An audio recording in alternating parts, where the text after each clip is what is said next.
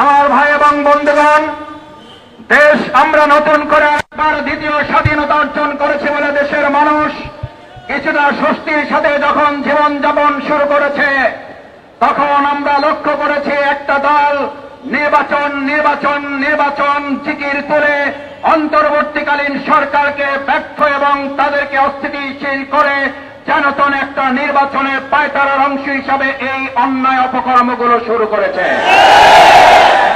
এটার জন্য master degree, এটার জন্য উচ্চ শিক্ষিত হওয়ার প্রয়োজন নাই। আমাদের সাধারণ জনগণের কথা বলতে শুরু করেছে।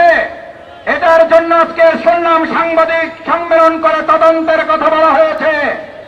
এদেশের মানুষ তদন্ত করার কথা বলে, কিন্তু তাদের কাছে একটা তদন্ত আছে।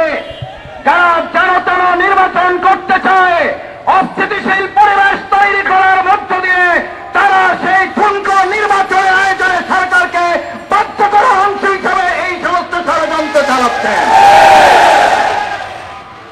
9 তারিখ ঘটনা সংঘটিত হয়েছে।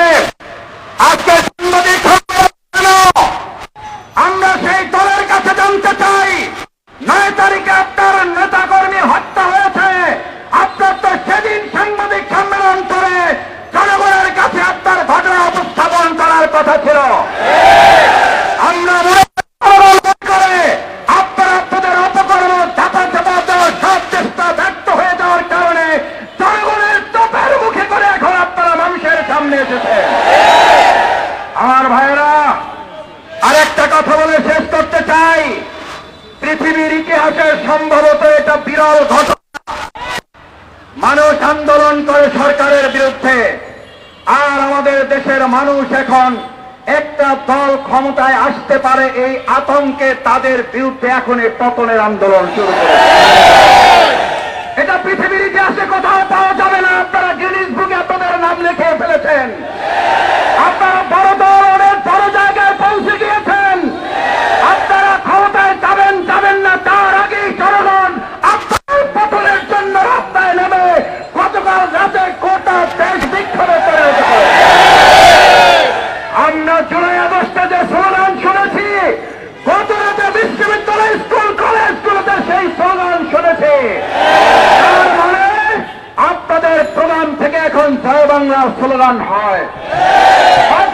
জনগণ আজ আপনাদের বিরুদ্ধে মুখ খুলে ছাত্র জনতা আবার আরেকটা 5ই আগস্টের জন্য প্রস্তুতি গ্রহণ করছে।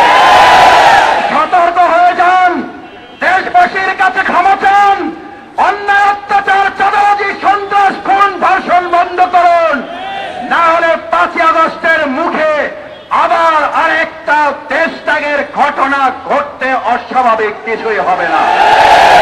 আসুন সম্মানিত ভাই এবং বন্ধুগণ, বাংলাদেশ জামায়াত ইসলামীর সেই আন্দোলন সংগ্রামের মধ্য দিয়ে একেবারে সুষ্ঠু নিরপেক্ষ অংশগ্রহণমূলক নির্বাচনের জন্য আমরা জনগণের পাশে থেকে এগিয়ে যাই, সেই প্রত্যাশা ব্যক্ত করে আমার কথা শেষ করছি। এ পর্যায়ে বক্তব্য রাখবেন বাংলাদেশ জামায়াত ইসলামী